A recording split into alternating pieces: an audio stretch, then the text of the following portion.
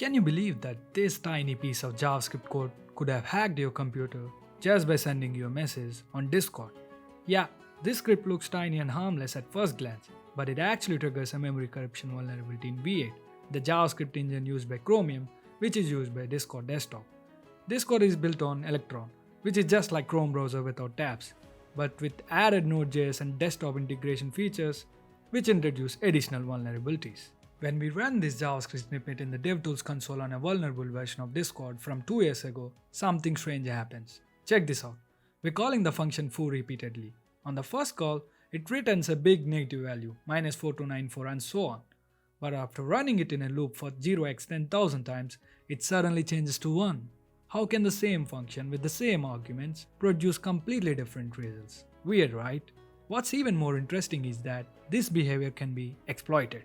With a bit of modification to this JavaScript code, we can get a shell on the computer and run any program. Here I am opening a calculator as a proof of concept. That's scary, but let's be real.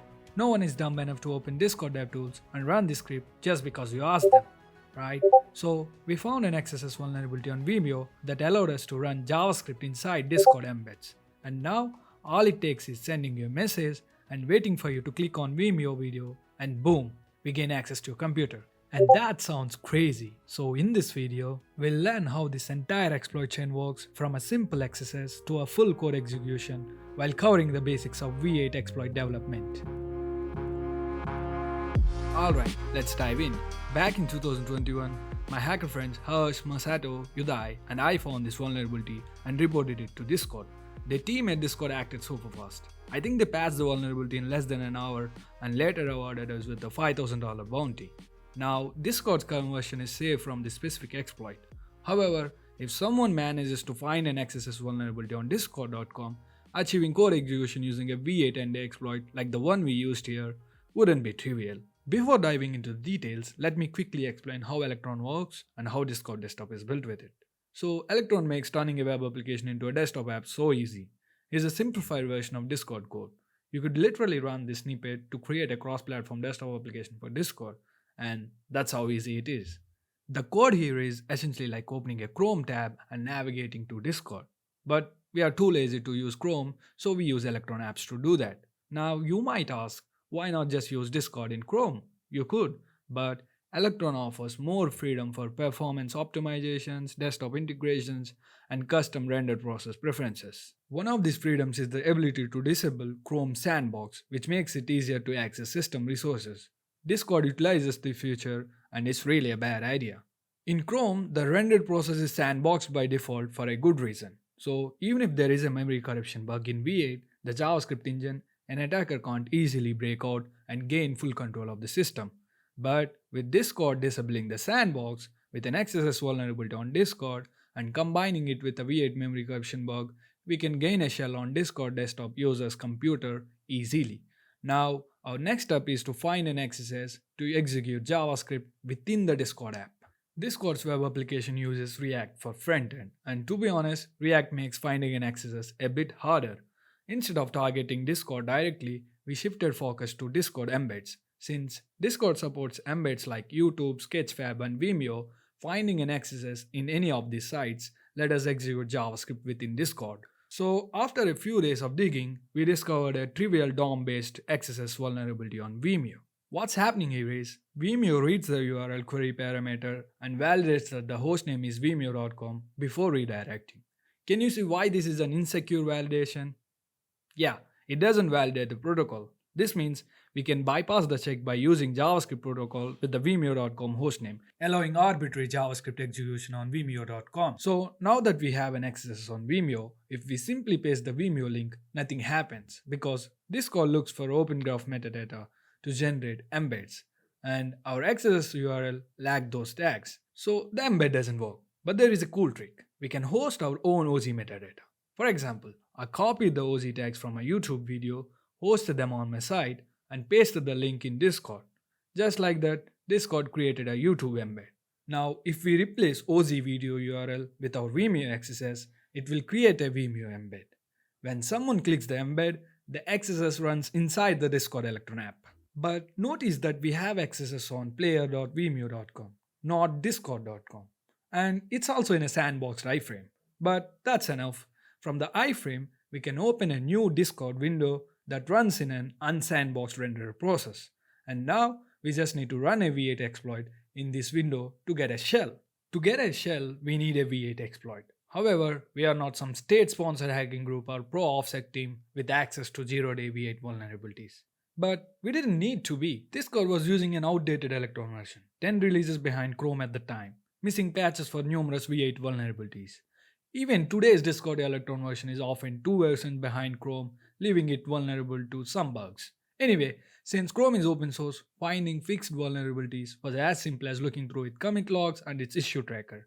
After looking around, we came across this commit that fixes one of the V8 bugs. Now, we need to reverse the patch to figure out the memory corruption bug, but sometimes we might get lucky.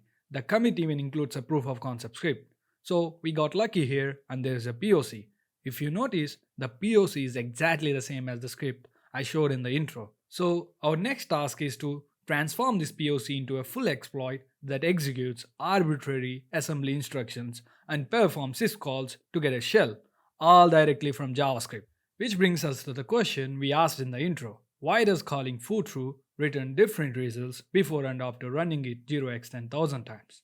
The answer lies in how V8, the JavaScript engine, optimizes code using its TurboFan compiler. We know that JavaScript is a dynamically typed language. You don't need to declare the types of variables, arguments, or return values. You just write the code and let the engine figure it out. It's very flexible, but makes it very slow. Let's see an example of what I mean.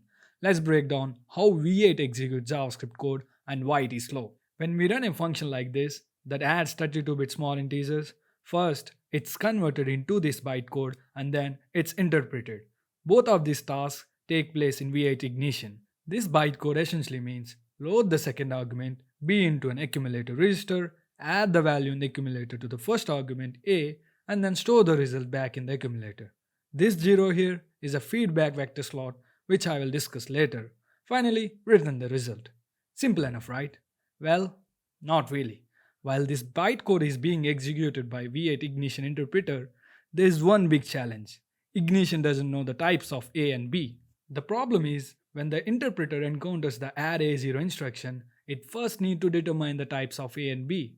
Are they strings? Are they numbers? If they are numbers, are they integers, floating point numbers, or big integers? What if one is string and other is a number? And lot more other decisions. Oh man, all we want is a simple integer 32 addition, but Ignition must perform a ton of checks before it can execute the operation. In contrast, the same function in C takes just 3 instructions if we ignore the prologues and epilogues. That's it. This compiled C program could perform millions of additions in the time JavaScript takes to do just one. That's awful, right? Now the obvious question is there anything V8 does to fix this? Actually yes. To close this massive performance gap, V8 uses a pretty cool technique called speculative optimization with its TurboFan compiler. Basically, the gist of this compiler is when a function runs, Ignition, the bytecode interpreter, not only executes code but also collects type feedback. For example, in our addition case, the 0 next to the add bytecode represents a feedback vector slot. The Ignition interpreter tracks the types of values being added in this slot. For instance, after about 100 calls with the signed integers, the slot will look like this. It says, the operation in this slot is a binary operation with operands that are consistently small signed integers. Once enough data is collected and the feedback is consistent, TurboFan steps in and uses this feedback to generate optimized machine code. For our case, it speculates that the function will always handle 32-bit integers and produces this optimized machine code. The machine code just loads the arguments, checks if they are small integers, performs a 32-bit addition. That's it. Unlike the interpreter, which has to handle multiple possible types and go through various checks, TurboFan just skips all of them and directly performs integer 32 addition. But wait, what happens if the input don't match the TurboFan expectations? For example, what if we pass a string or a 64-bit integer instead of a 32-bit integer as arguments to optimized machine code? That's where the speculation gods come into play. As you can see here, it doesn't perform simple addition like our C example. There are some checks before it performs the actual addition. First, it loads the parameters and checks if they are small integers. If not, TurboFan bails out or de-optimizes and hands execution back to Ignition, which can handle any types. It also has a speculative guard for overflow in 32-bit integer addition. If an overflow occurs during the addition, like if we pass a 64-bit integer, TurboFan bails out again and falls back to the interpreter. So the machine code here only works for speculated operation of 32-bit integer addition, and that's why it's called speculative optimization. So to summarize, the ignition interpreter doesn't know variable types upfront, so it figures them out during the execution and logs them in the feedback vector. When V8 sees the types are stable, TurboFan creates optimized machine code with these types and also adds speculative guards. If the type assumptions are wrong, it switches back to ignition. So our JavaScript essentially becomes a type language with the help of ignition, enabling TurboFan to produce optimized machine code similar to C. These clever techniques make JavaScript engine a lot faster, but why does it have to be this complicated and still slower than statically typed languages like C just for the sake of making it user friendly? Honestly, I don't know. Anyway, this is enough intro to get back into our exploit. From a security point of view, if TurboFan skips guards, it can create vulnerabilities. Now, let's dive into one such instance where TurboFan skipped a guard that led to a bug we'll exploit in Discord. The issue lies in how TurboFan optimizes integer operations. In our addition example, TurboFan speculated that the operation would involve signed 32-bit integers, and to perform the addition, it converted the parameters as 32-bit signed integer values.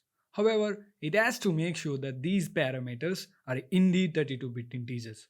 So it added these speculative guards that bail out if they are not signed 32-bit integers. Now looking at the patch, there's a vulnerability when converting an unsigned 32-bit integer to a signed 32-bit integer. Here, TurboFan assumed it was safe to convert unsigned 32-bit integers to signed 32-bit integers without guards for values outside the signed 32-bit range. That's a problem because unsigned integers are in this range with no negative numbers, while signed integers are in this range. Signed and unsigned integers both use 32 bits, but differ in how the most significant bit is interpreted.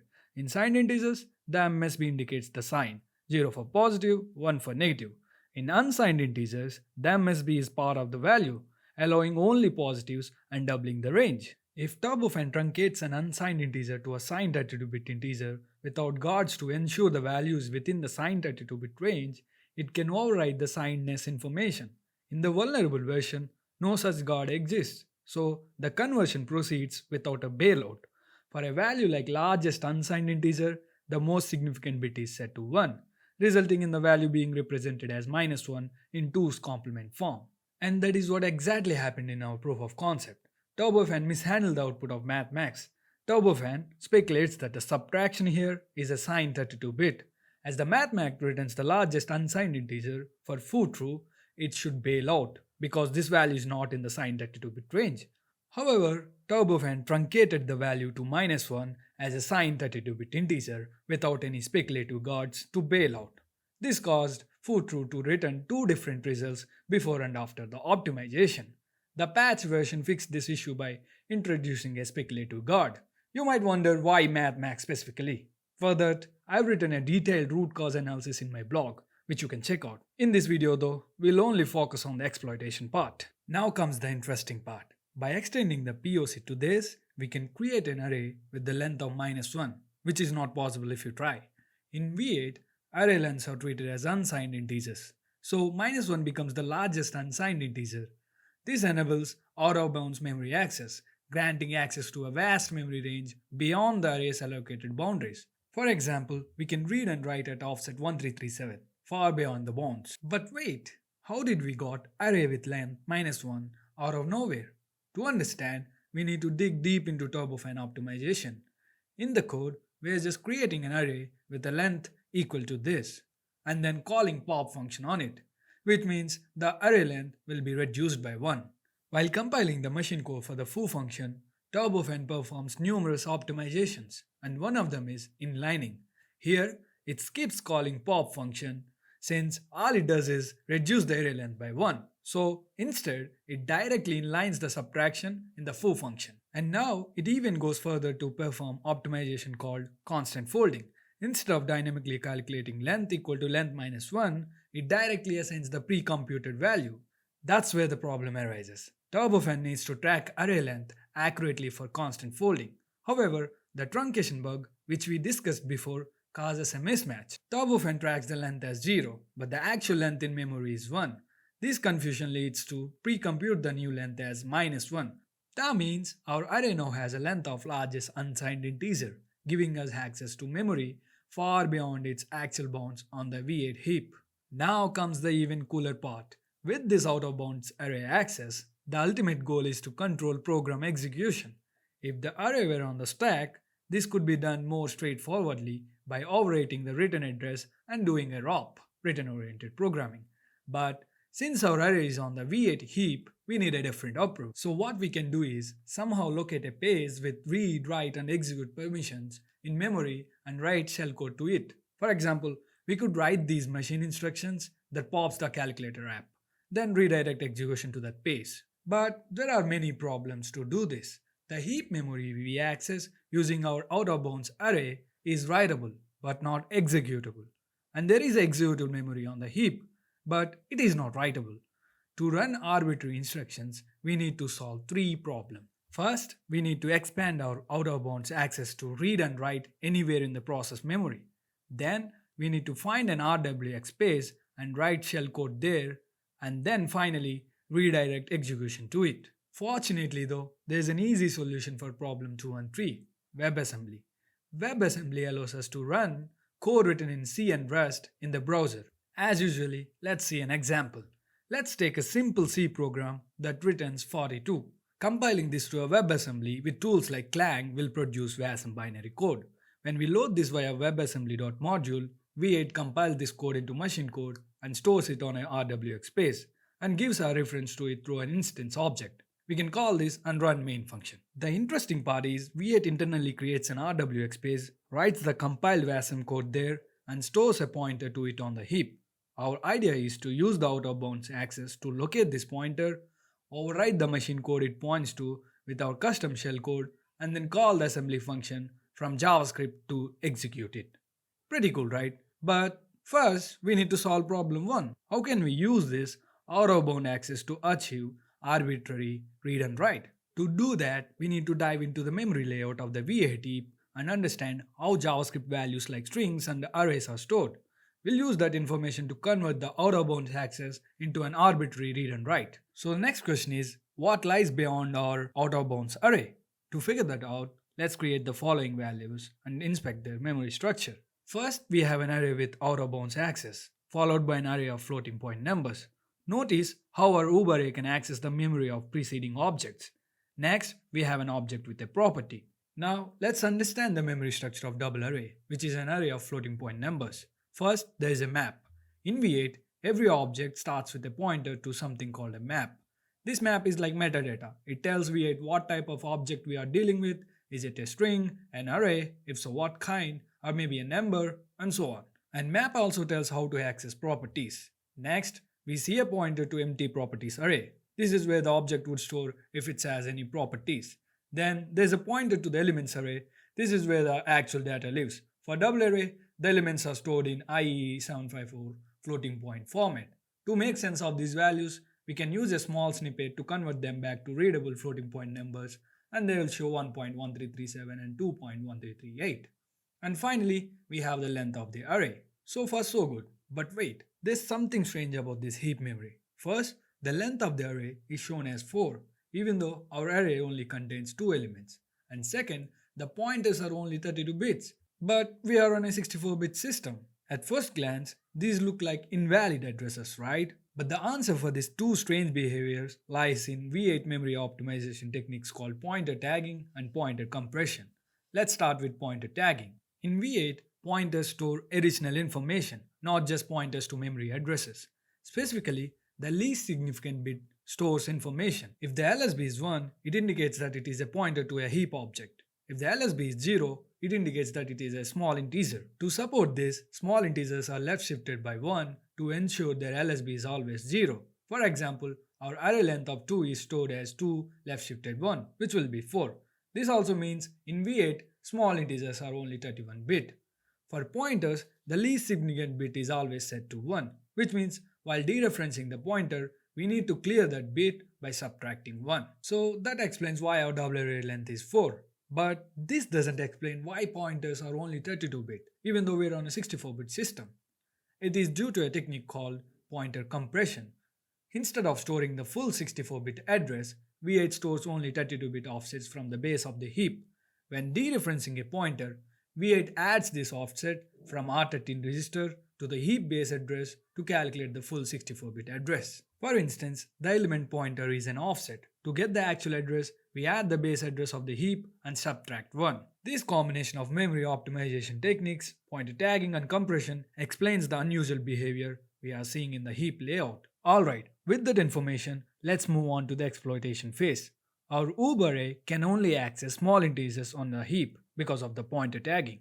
And if we access an index containing a pointer, it results in a crash. To overcome this, we can manipulate the double array length and grant it out-of-bound access instead.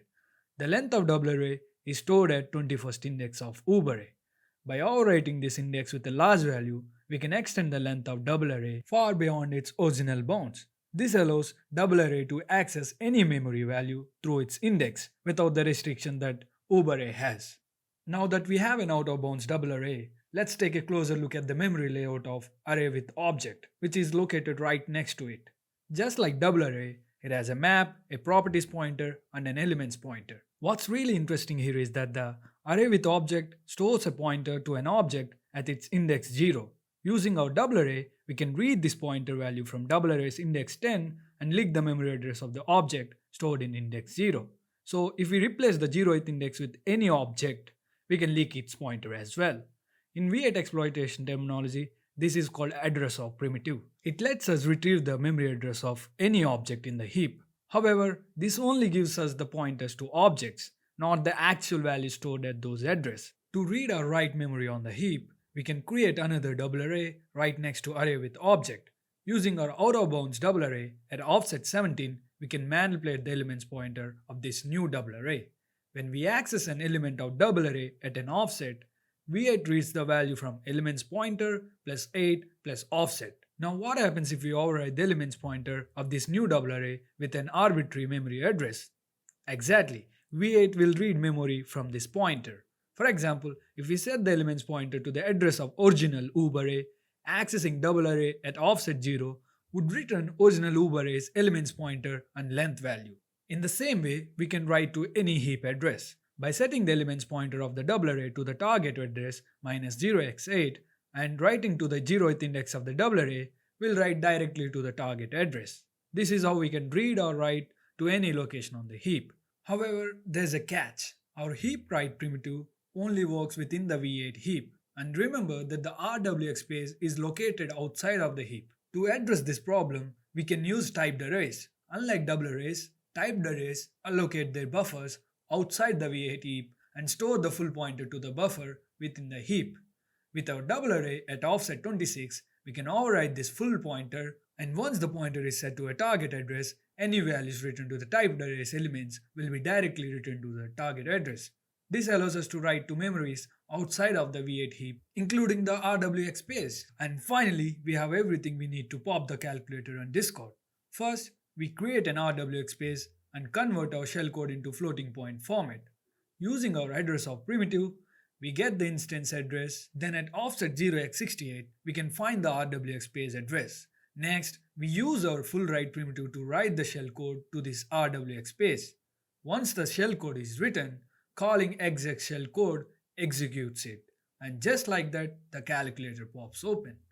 Now to use this exploit on Discord, all we need to do is to host it on a web page, then we send a Vimeo link to our target. When they click it, the Vimeo XSS executes, opening a new window to our exploit page. From there, the exploit runs and boom, a beautiful calculator pops up. And that's how we could have hacked your computer using a tiny snippet of JavaScript. And that's it for this video. I won't drag it out with a long outro, but here's my recommendation to all the Electron developers. Update your apps as soon as Chrome updates are available and make sure to enable the sandbox. If we could exploit it, imagine how easy it would be for black hats out there. And to all the hackers, I hope you learned something new today. Thanks for watching, and until next time, peace.